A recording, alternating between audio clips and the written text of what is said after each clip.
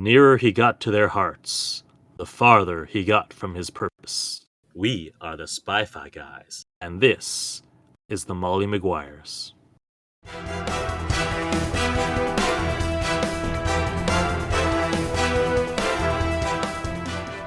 Welcome to Spy-Fi guys, where we cover spy facts, spy fiction, and everything in between. I'm Christian. And I'm Zach. And today we have for you something out of the ordinary, something a bit different. This is not your average spy movie. This is the Molly Maguires from 1970, starring Sean Connery and Richard Harris. That's right, we're back with more Sean Connery, and what a different movie this is. Oh, so different. But so interesting. Interesting is a word. Christian, you want to tell us a little bit about how we found out that this movie even existed? I mean, so for me, I've been doing a rewatch of Sean Connery's entire filmography. Let me see how many I have left. Actually, I have 7 films left where he is in a starring role, and I've got 3 where he's a minor role, plus Robin Hood, King of Thieves or Prince of Thieves, which he has a cameo role in. So maybe about 11 or so left out of his 50-something filmography. So this was on my radar for that, and then I got a text from you saying, "Hey, Molly Maguires," and I was like, "Wait, is that a spy film?"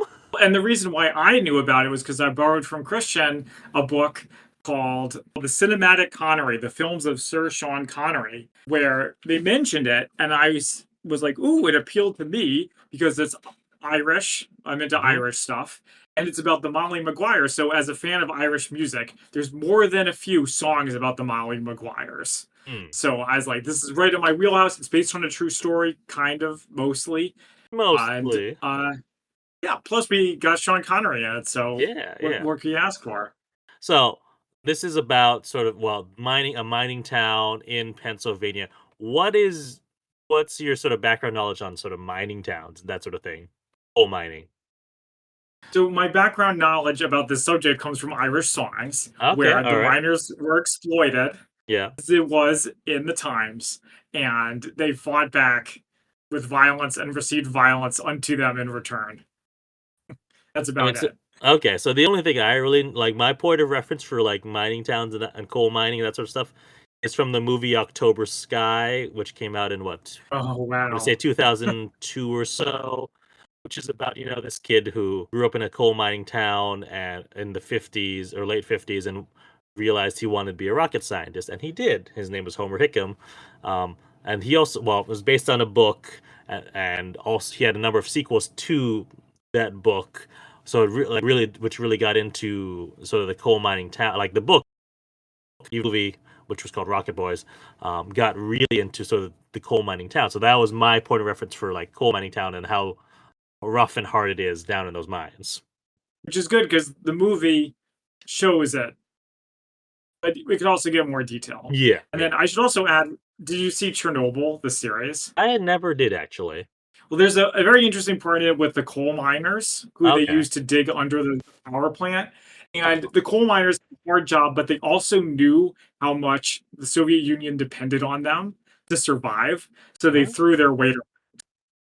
So they talked back to the political officers where other people maybe wouldn't. Interesting. Okay. So that was interesting. Alrighty. Well, Zach, why don't you give us our synopses? Yeah, so as always, we have our poetry synopses for the Molly Maguires. We'll begin with the haiku. Dark times, dark place. A decent man is hard to find. He went down fighting. All right. And then, of course, as always, spoilers with these plot synopses. And here is our limerick, which is, of course, appropriate since we're talking about Irish folks. Hey, yeah, I didn't even think about that. And so anyway, it started with coal and with fire, then a man who is looking for hire. However he leans, he'll know what it means to be a Molly Maguire. Ooh, all right. Golf clap. I like it. I like it a lot. Thank you. All right. The song helped get me going. I sent Christian a song before we began. We'll post that song to our social medias just so people know what we're talking about when we reference that song. It'll help get you in the mood for the podcast. And Yeah, then yeah. here is the real IMDb plot summary. In 1876 Pennsylvania, a group of Irish immigrant coal miners begin to retaliate against the cruelty of their work environment. Okay, all right. And here So we go. we start with a montage of mining, and of like we see all these Irish immigrants, and we see them planting explosives. We think it's for mining purposes, but then this whole montage ends with a mine exploding, and then we get our title, the Molly Maguires, and there's like Yes. 14 minutes of all this before we get a single spoken word. Yeah, Christian, that was an excellent jump. You should say the beginning is the camera slowly goes up a mine and slowly goes down. I mean, And it's a montage. What more do I need to say? my girlfriend was asleep within about 5 minutes.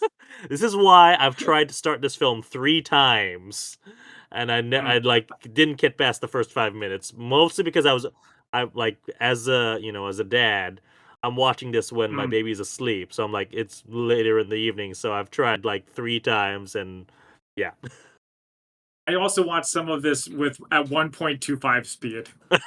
First time I've done this for a Spy guys. I might as well just admit it Wow. now. Yeah, all right, that's fine. I Anyway, mean, it's a lot. I mean, it gets us you in the mood of all of that, but 14 minutes is a lot. yeah, it's like an art movie. So, after all of this, we meet James Parlin, played by Richard Harris, who's new in town. Now, That's okay, right. what's your point of reference for Richard Harris? I gotta know. Richard Harris. I mean, the name sounded familiar, but I didn't know anything that he was Oof, in. oof, Zach. All right, What? the Harry Potter fans are gonna come after you because he was the first Dumbledore. Yeah. Okay. See, I knew he sounded familiar. But your musical theater fans are gonna come after you too because he is, well, at least musical theater movies. He Hmm. was in Camelot. I've never seen that. Is that What? good? Yes, it is amazing. What Zach? What are you doing? What are you doing, Zach? What are some of the songs from it? Is it Excuse musical? me? Yeah, it is a key, cultural touchstone of the 1960s. There's a reason why movie is the reason why JFK's reign was known as Camelot. Hmm. I should have figured they wouldn't just get a historical reference. No, no, Wasn't Sean Connery in Camelot too, or no, considered to be in it? no. He is in at least 3 films which have Arthurian connections. None of them is Camelot. Okay, I think they talked about it in the book, like maybe they considered him and they turned them down or It's something entirely like that. possible because his start was sort of in the South Pacific, sort of touring, uh, Hmm. really for London in England. No, so yeah, Richard Harris, big deal. So this is interesting. So you have Connery, who's obviously at that. Well, not. I'm not going to say his height because he's had so many heights, but one of his heights in the '60s. This is 1970, and then you also had Richard Harris, who's coming off his height in for 1967's Camelot. So 2 powerhouses here. Anyway, so Yeah, and they both have these big mustaches. How did you feel hey, about the? I know Sean Connery has a mustache pretty much whenever he's not James Bond. hmm But how do you feel about it? I like that mustache. As someone who has a mustache, I appreciated the mustache. It was a nice mustache. I mean, for me, I kind of like the Errol Flynn sort of, mustache, but that mustache works on Connery.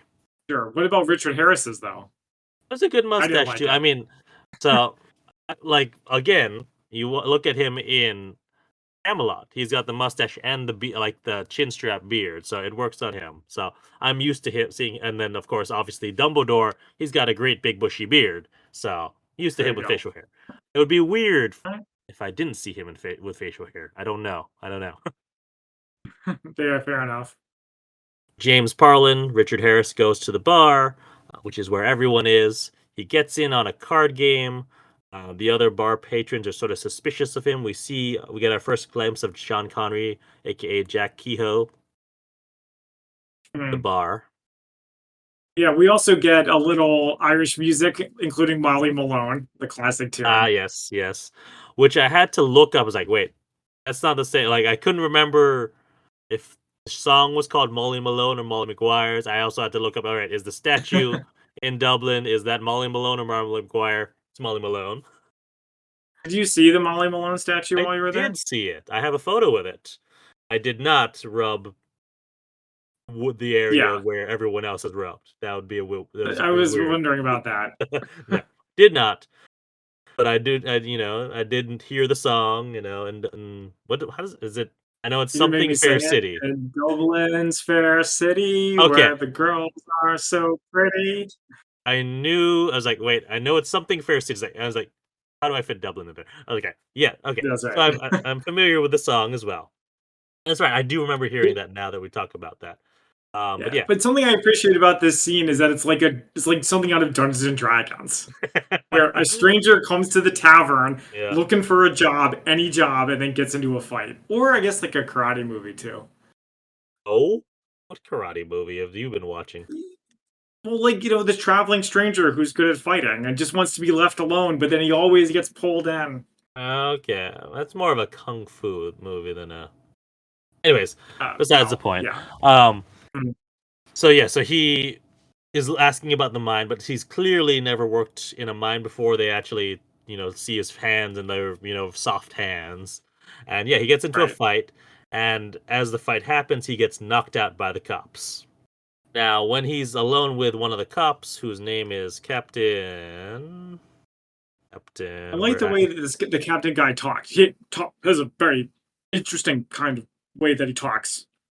what is the Yeah, captain's name? I have please, it somewhere. please you pay attention. Let me see if I can find it. Mm, Captain Cap- Fraser? yeah, that's the one. Captain No. Fraser. Yeah, who reveals that James Parlin is his inside man, and that the cops think there's a group of Irish miners who are causing all of the problems in this little city, known as the Molly Maguires. And so his job is to infiltrate them.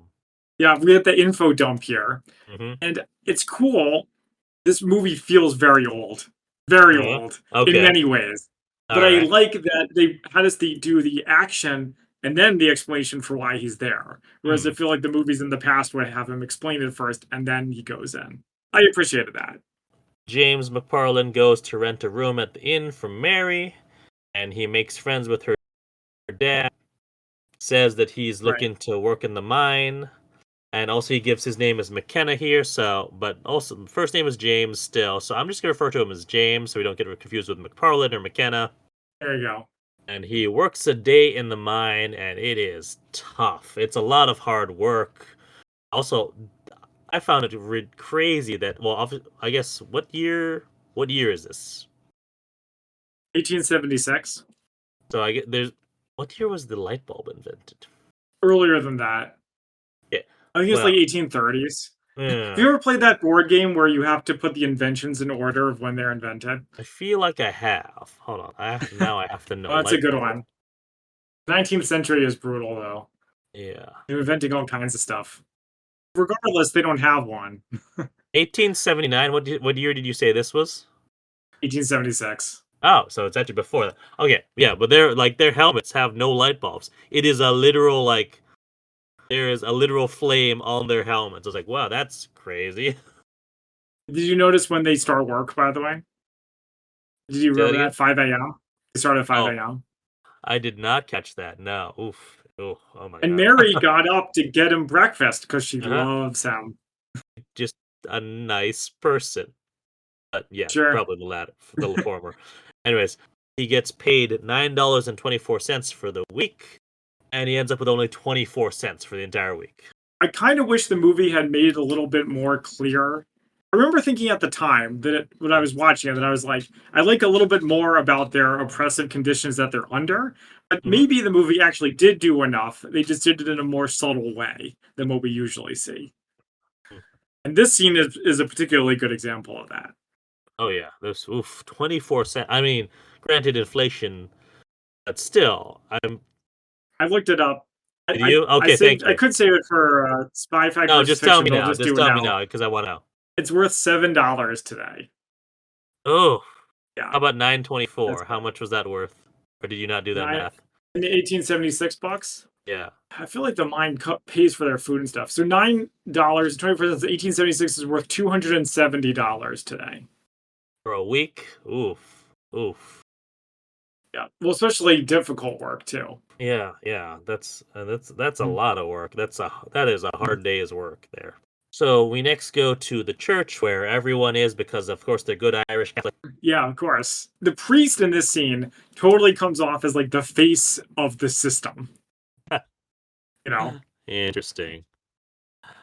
Well, that's why like Or he's like, violence is mhm. wrong, violence is bad, everybody just be nice to each other. This is interesting for me having Rocket Boy slash October Sky as my point of reference because in the book they also go into that how well they go into more of how there's a tension between the company and the union and where the church Mm, lies within that, whether the company like the church and whoever the priest decides will do more towards the company's point of view or the union's point of view. And so it's like oh, so it's really in mining towns. It seems like it's almost a universal experience. I don't know if the movie was intentionally trying to make it seem like the church was fulfilling their role as the opiate of the masses to like keep them docile. Mhm. Maybe I'm reading too much into it, Maybe a lit. I mean, but actually, no. You know what? I don't think you're reading that much into it, but but yeah.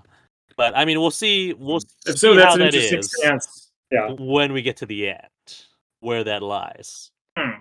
The priest is condemning the last night's actions by the Molly Maguires, which were beating a watchman and flooding a mine. Also, we see that James here is attending the church with Mary, and he sees Kehoe there as well. Right. And the next day, Mhm. Jack Kehoe confronts James in the mines and asks there. James is he's like, I'm here because I need a place to work, and this is where I found. Although the movie has some very slow parts, the dialogue I think is pretty Mhm. good. And it's Yeah. snappy, especially when you watch it slightly elevated Okay, hold speed. on. So, It wait, goes wait, wait, even wait, wait. snappier. So you didn't just watch that 14 minutes of intro at 1.25. You watched the rest of the movie at that speed.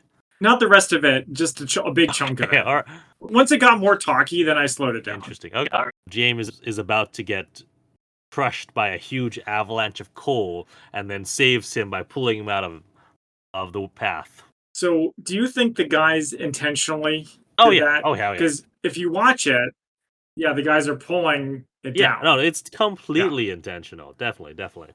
So James also mentioned that he was in prison for quote shoving the queer, or is it shaving the queer? Shoving the I queer. thought that was funny. You know what that means. Shoving the queer, yeah. You learn from context it means forging Yeah, money yeah. or counterfeiting Yeah, money. yeah. So, which is an interesting phrase, but yeah. So, yeah, he was a counterfeiter, and also apparently he tells him that he killed a man in Buffalo over a woman. So this was really good. I liked Mhm. this. I quite like this part when he's like, "Oh, I'm on the run for counterfeiting," and Jack is like, "No way, dude, no way. A mine is harder than any Yeah. jail. So what's the real Mhm. reason?" But then he actually has a good real Yeah. reason. Yeah. He doesn't get caught so easily. But yeah, Mm. so later on, Kehoe is James with his wife, and then with the other miners. Suspect that he could be a spy, but they figure the best way to catch him is who he is just to bring him in. They make an interesting point where if they kill him, more spies will just Yeah. come, Yeah. which is true. But then it's like, what are they gonna do? Like the whole like spy game part of the Hmm. movie is really weird. Oh. They only don't test him that much. I feel like they believe him pretty easily. Like I thought the movie was gonna be this cat and mouse like mind game between James and Jack Kehoe, but it's not. It's really not. No, it's something very different. So And I'll get to the point where it crystallized for me exactly what this movie was and what it reminded me of. We're not here yet, okay. but we'll get there. Yeah, that's fine. And so, by the way, Christian, something interesting about this spy Hmm. movie, which we haven't seen, could be true for all of these old, tiny ones, Okay. but there's no Oh well, technology. yeah. There's no Yep. Yep. technology in the spying. Mm-mm. So Same that was same kind of like neat. a movie which try to forget. No, I'm kidding. I don't actually. I do quite enjoy it. Michael Collins. Oh, like Michael Collins, yeah, that's right. Yeah. That's true Yeah. too. Yeah. There's a football match. Actually, was this football? Oh I my think this was gosh, rugby.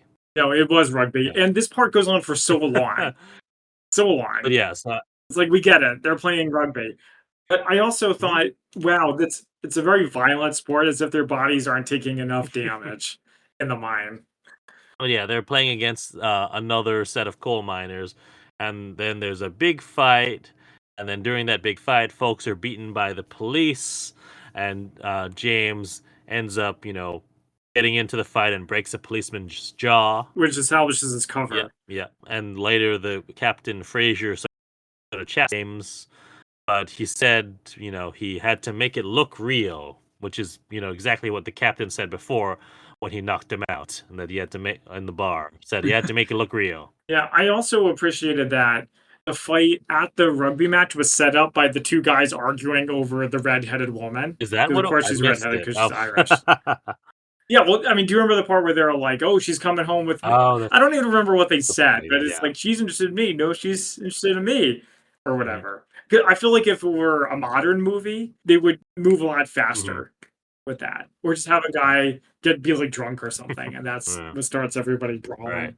So after that, Jack Kehoe and the other ringleaders of the Molly Maguires all appear at Mary's house, and like they have her and her father sort of leave the main area, and they make James kneel, and they're like making the sign of the cross, which makes it seem like Yeah. they're about to kill him, but instead Mhm. they make him a member of the ancient order of Hibernians. Yes. And you know Hibernians? Do you know what that I means, don't Christian? actually. So that's what the Romans called Ireland, was Oh, Hibernia. interesting. Okay, That might come in handy. It actually has come up in bar trivia really? before. All right, all right. The scene where they're about to kill him, again, I thought the whole movie was going to be like this, Uh, where at any second he was afraid his cover was going to get blown and he was going to get capped. mhm.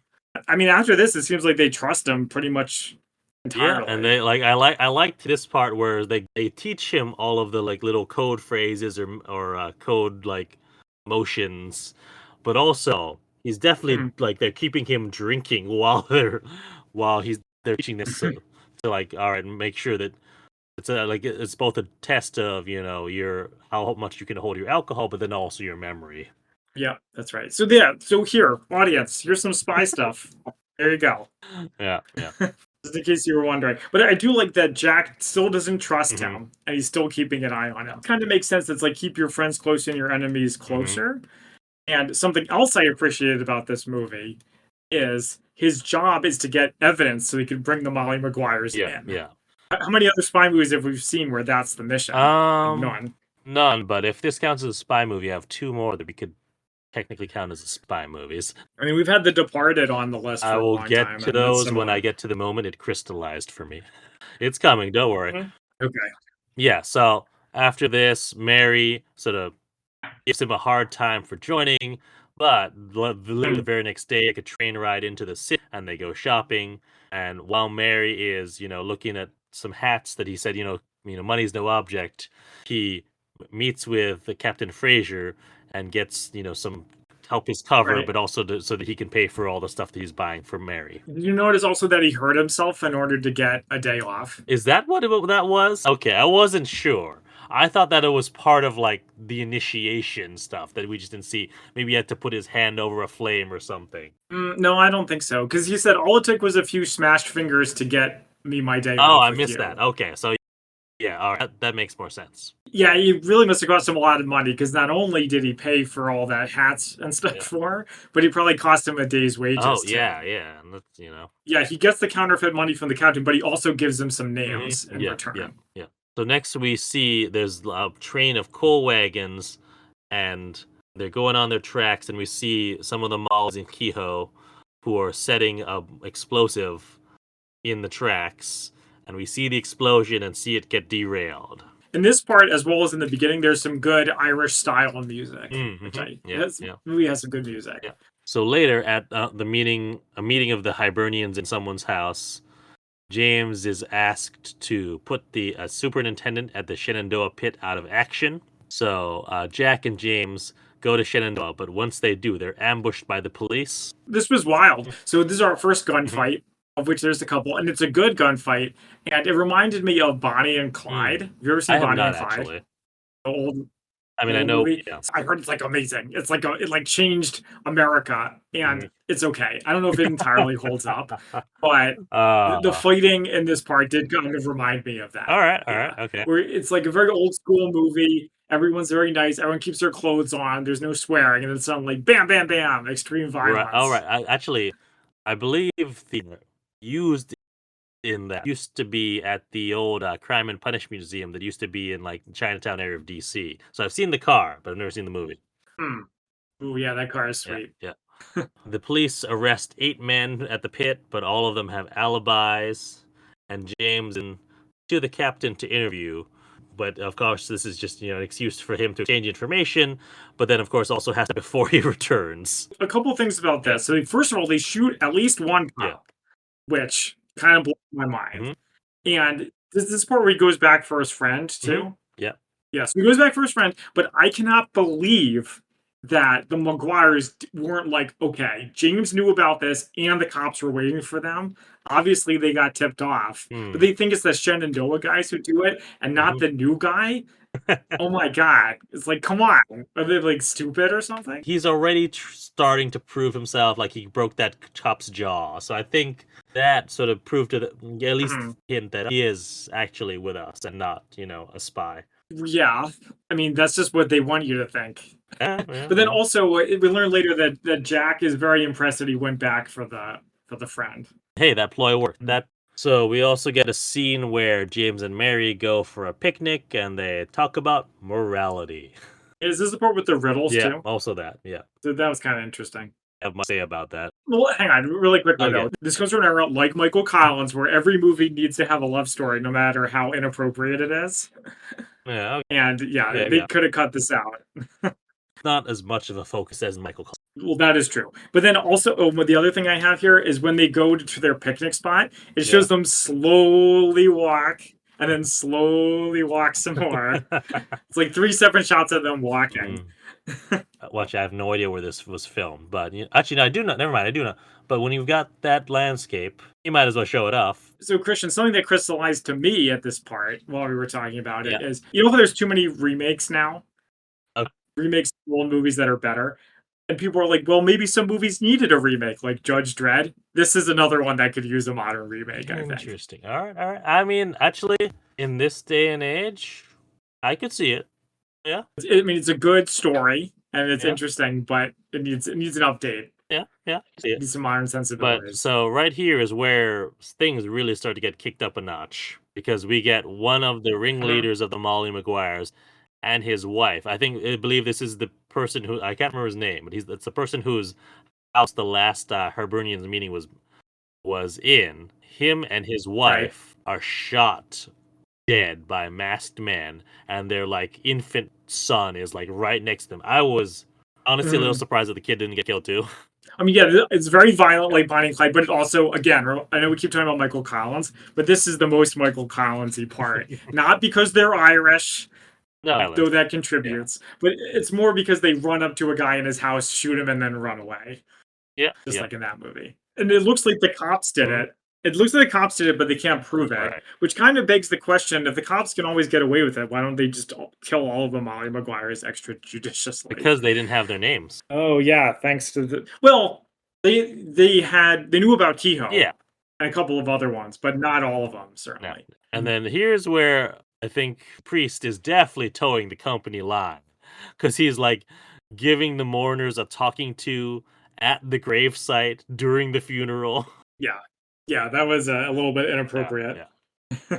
Yeah, so the Molly Maguires figure out that it's the cops who did this because one of the neighbors saw the masked man, and saw the striped pants, which apparently was part of the cop uniform at that time. Yeah, they didn't even really bother to disguise themselves very well. No, no. Here we get James trying to convince them to stand down, but Jack will not back down. I mean, they talk about should we Yeah, retaliate, and if so, against who? Or James, of course, says if you retaliate, they'll just retaliate harder, and then where will it end? yeah, yeah. Because Jack won't stand back down, the Molly Maguires attempt to retaliate, but then a bunch of them are captured and taken by the cops. Oh my, the cops were again tipped off. Again, it was a trap. Again, they can't figure out who did it. Also, we've been saying the cop's name wrong this entire time. Captain's name is Oh yeah. Davies, not Fraser. Oh yeah. Fraser might have been the guy who got Yeah, shot. it is. Yeah. So James goes to the woods to meet with Captain Davies, Mm. and Captain Davies says that the agency is very pleased and he might get a promotion out of this, but of course James is feeling guilty about this. So Christian, I have a question for you. Yes. Did you ever think that James was going to switch sides? Yes. You did? Yes. I never really felt like he was going to. And I'll tell you exactly why in like 2 scenes because of Okay. this movies that this reminded me of. All right. I guess we'll wait for that then. Yeah, yeah. Jack Kehoe is summoned to Mary's house because her father is dying. Priest is there giving him his last rites and tells Jack that the captured Molly, whose name I forget, I think it's Fraser, will be tried for Doherty? killing. No. Maybe it's I don't know. Yeah, it's Doherty. Yeah, will be tried for killing attendant. And Jack's like, but he had nothing to do with that. He's like, well, they've got him, so they're just going to pin everything on him. And the priest tries to convince him to stop, but then also tells Jack that there's an informer, and that's where he starts to get that idea.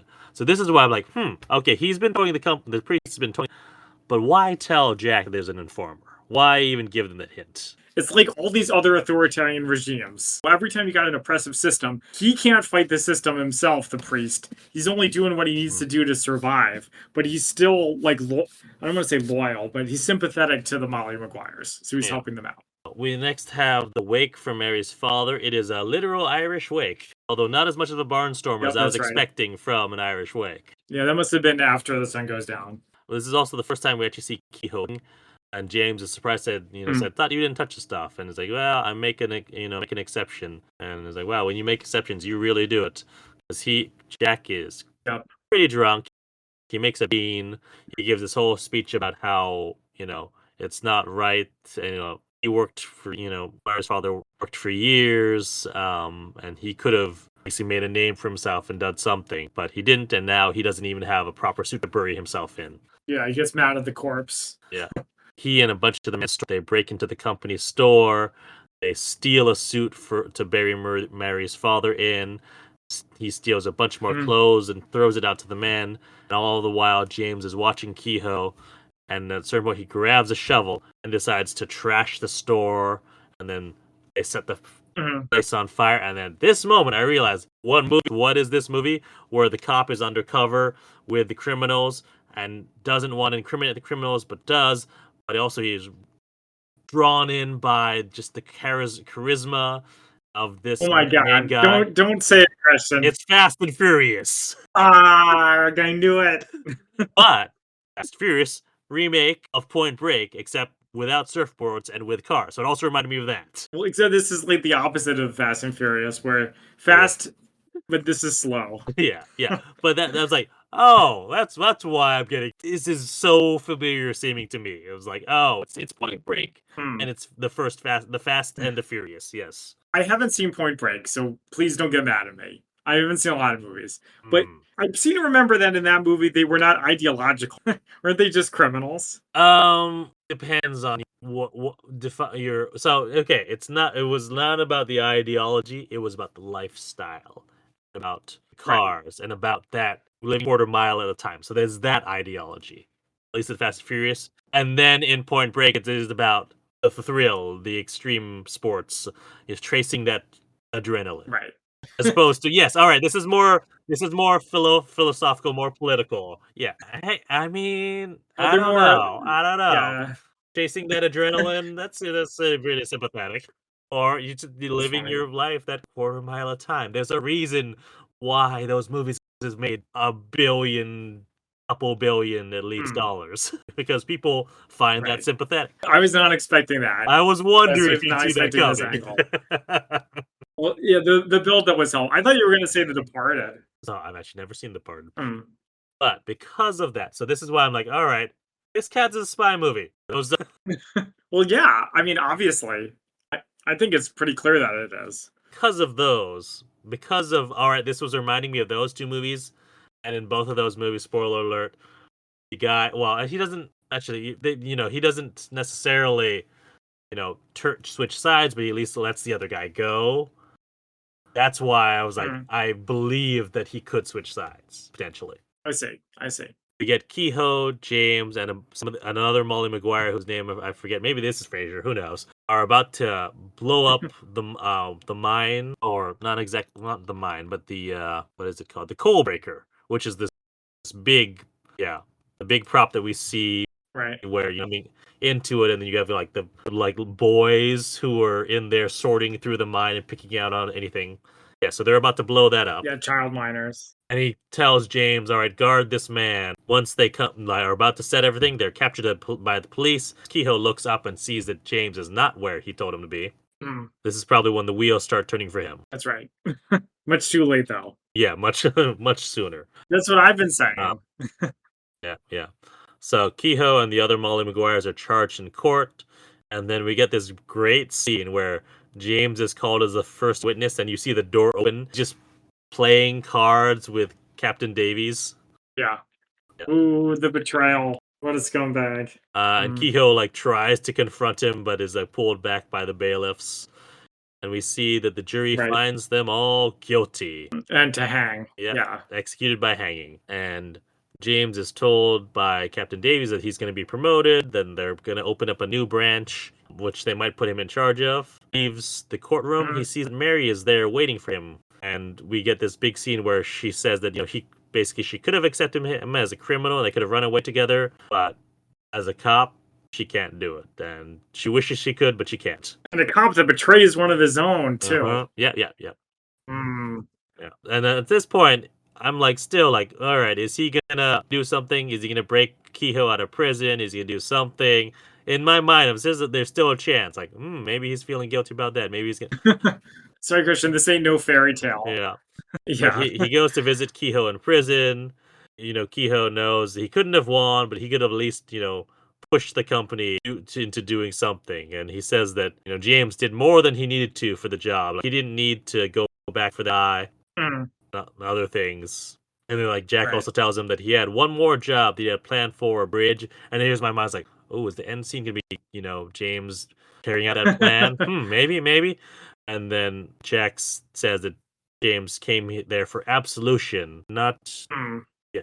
And so it's like, to get rid of all this pain you're carrying, because you want to be punished for this guilt that you're carrying around. And at that point, he like goes crazy and tries to choke James out, but the cops come in to right. stop him. And then as he leaves the prison, James sees some cops testing out the hangman stocks as credits roll. Wow, what a sudden ending. What a Yes. brutal ending. It's very interesting. Makes you think. So, my question to you, though, hmm this movie is not the Fast and the Furious. No, It's it's not. set in the real world. So, how exactly would he have been able to get away with it if he had betrayed?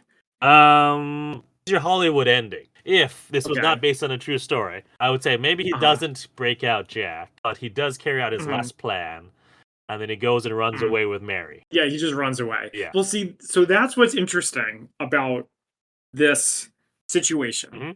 Okay. You're in an oppressive system, not unlike that of other authoritarian regimes. Mhm. Okay. So let's say you're Jack Kehoe. Yeah. Okay. I really don't know what I would do. If you use violence like the Molly Maguires do, eventually you get Mhm. caught and killed. But if you Yep. don't, the system just sucks and Yep. eventually you'll just die of black lung. Mhm. And if you organize, like labor unions were not very well organized at the time. Wow. So they would probably, Wow. I guess that's how they ended up doing it, right? It's You're going to get to that later. interesting. Yeah.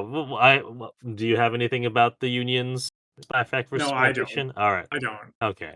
Just from me reading a little bit into it, Uh-huh. that there is debate within historians on whether the Molly Maguires are responsible for the events portrayed in the movie. Yeah, that's right. That's right. There's a historical debate on why Pinkertons was sent down. Was it to break up the Molly Maguires, or cause disruption for the unions, which the Irish were very much in support of, and which were causing issues for the company? Oh yeah, I actually have a little bit of that. I guess we're Okay. going into spy Yeah, fact so versus let's fiction now. head on in since we're there. Okay, do you want me to go first? Yeah, since we've already started, and you apparently have some stuff because I don't have too much about that. Uh, a couple things. I have the Molly Maguires hoax terrorists are working class heroes by James Ottavio Castagnera on the History Place. hmm So They talk about Jack Kehoe did mine coal in his time, but he was also a tavern owner and a high official of the ancient order of Hibernians and a small-time politician. Hmm. So the film's fundamental premise, which is that the Molly Maguires did all this stuff, has been Hmm. questioned since 20 Mollys were hanged between 1877 and 1879.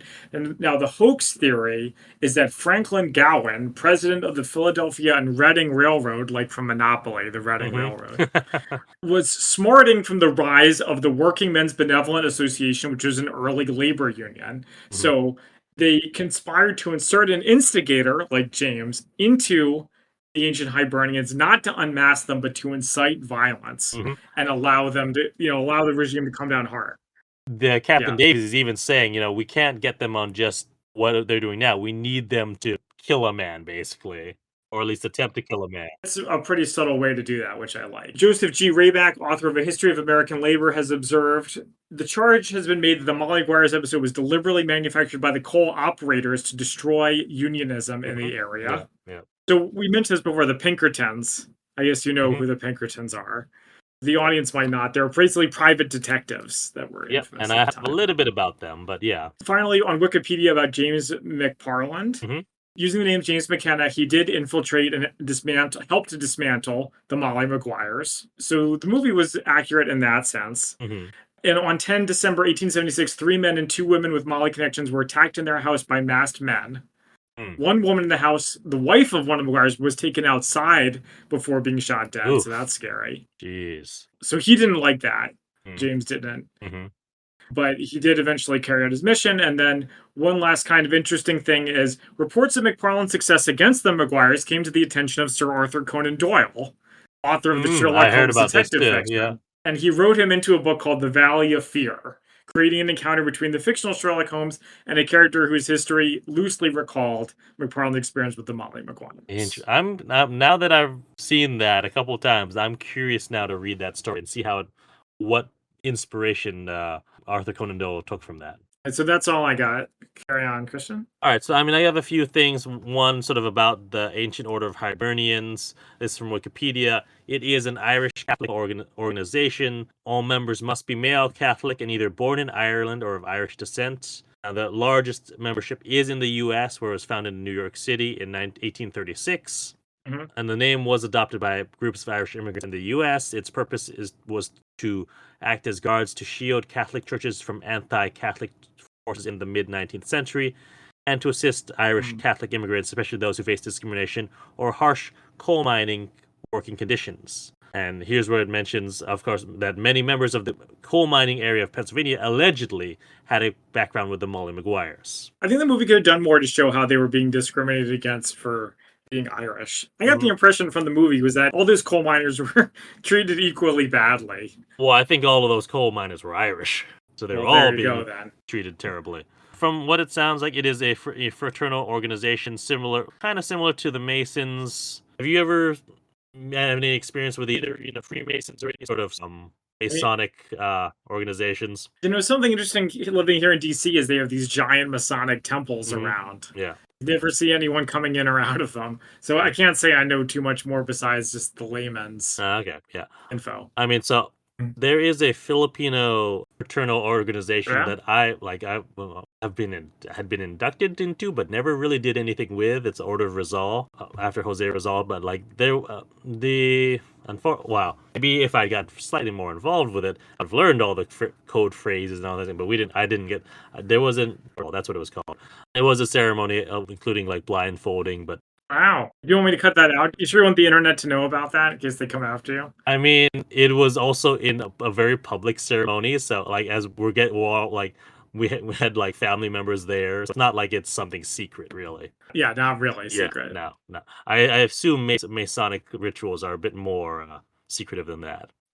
Safe to say. Yeah, but then what else I've got is about the Pinkertons. So they are a private security guard and detective agency established around 1850 in the U.S. by a Scottish-born American Cooper. Cooper is apparently a person trained to make wooden casks, baskets, vats, and buckets. So, Scottish-born American Cooper, Alan Pinkerton. This is all from Wikipedia. Now, its biggest claim to fame, or at least the earliest on was when Pinkerton claimed to foil the Baltimore plot to assassinate President-elect Abraham Lincoln, and he hired Pinkerton agents to conduct espionage against the Confederacy and act as his personal security during the American Civil War. In this way, they were basically to the Secret Service because there was no Secret Service at that time. Yeah, they were cool. Wow, cool is a word. They do a lot of stuff. They They're did a lot famous. of stuff, I will say. There is a history of sort of conflicts with labor unions, but They have a checkered past. But interestingly, in 1999, the company was bought by Securitas AB, which you may have seen around as just being a private security firm, but they're actually a Swedish company. And then lastly, we've mentioned it briefly, but so Pushing the Queer. So this is from the Johns Hopkins University Press, and it says that all the slang term queer is now generally understood to refer to homes. It has been used in phrases referring to counterfeiting and counterfeit money since at least the 17th century. Apparently, this usage continued well into the 19th century. It's listed as one of the meanings of to shove the queer is the definition of passing counterfeit money. With no context for us in the modern day, when you say that you're in trouble for shoving the queer, it seems like something very different. Happy Pride, everybody. Oh, boy. Wow, that's great timing, Zach. Sure. Yeah. Anyway, so that's what I got for Spy Fact for Spy Fiction. All right, so now we have our favorite quotes. I can go first. The movie actually had some pretty good dialogue. Yeah, good dialogue, but I don't know that. Wow. Okay, go ahead. Sure. I just thought it was funny when the priest was making his lecture. He says, "The church condemns all secret societies." That amused me. And then a couple of cool lines is James says, "I could always tell the buttered side from the dry." You took one of mine. All right. Did I steal that? Yeah. Okay. The captain says to him, "You step out of line and I'll step on you." Except he has it in that cool way of talking, which I can't replicate. And then finally, I'll give the last line that I like to Mary, where she says, "The old man did the lying. I just did the agreeing." I thought that was pretty darn clever. For context of that, I could always tell the butter side from the dry that the cop, Captain Davies, says, "Don't get confused about which side you're on." And then he gets that. That's when James says, "I could always tell the butter side from the dry." See, that's why I didn't think he was going to betray him. Yeah. I also liked from James, after he almost gets killed by the coal avalanche, he says to Jack, "If you're making a choice between getting killed and a little bit of information, ... There you go. There you go. Any other ones? Yeah, that's it. All right, so now it's time for our ratings on a scale of 1 to 10 martinis, 1 being Avengers 1998 and 10 being even better than Mission Impossible Ghost Protocol. How would we rate the Molly Maguires? Christian, why don't you go first this time? I feel like I usually go first. Yeah, with good reason, because you're usually a downer and I bring things up a bit. I'm going to be a downer again, so I can go first. All right. So this movie is hard to rate. I've been speaking very positively about it. Dialogue is snappy. I love how it's different. It's different in so many ways. It is not your typical spy movie. The conflict is interesting. There's a lot of big concepts. There's low-tech spies. So there's a lot of positives. But on the negative sides, the characters are not that smart. I feel like Jack should have been able to figure out what was going on. It doesn't have that narrative arc where it's he gets closer and closer and closer until boom, the big betrayal. And then the Molly Maguires get killed. It's kind of more goes up and down. And more to the point, it's just boring. I'm sorry. It's very slow. All right. Especially the first half. The second half does pick up a little bit. Yeah. But the first half is oh my God, it's going to put you to sleep. It put Christian to sleep. Nice. There you go. So I really can't in good conscience give it a good high rating. Yeah. But it does have a lot going for it, especially if you're interested in Irish stuff. So I'm going to give it a 6 out of 10. And that's being generous. That is generous. Thank you. I realized as soon as I said, I usually bring things out that bring things up. I think this is going to be the opposite case because, like you said, there are good things. It is, as a movie, it's fine, actually. I was going to say, as a movie, it's not a spy movie. It's great, but it's not. It's got some great performances. I really enjoy Richard Harris in this because I love him in Camelot, and getting to see him sort of in another role here is nice for me. Connery gives a good performance. I think I could have used more from Connery, honestly. I enjoyed when he had these outburst of rage at the wake, but before that, he's a very cool customer. He's not. I don't see much from. I wanted to see more bubbling under the surface from it. Yeah, I mean, like, he's just kind of there. I feel like any other actor could have played that role, really. But I gotta talk about this as a, he's a Scot. He's not Irish, and this is Right. the hold on, let me pull up because I have a letterbox list of every time Connery has played an Irishman. It has been a lot. 5 other films where he plays an Irishman. Hmm. Now, one of them is The Frightened City. His character name is Paddy Damien. Wow. In Tarzan's Greatest Adventure, his character name is O'Banion. Obviously, Darby O'Gill in The Little People. He's Michael McBride. Obviously. And here, Molly Maguires, Jack Kehoe. The only one that's kind of debatable is Outland, where he's Marshal William T. O'Neill. It's never mentioned that he's Irish, but, the O'Neill, it's kind of implied.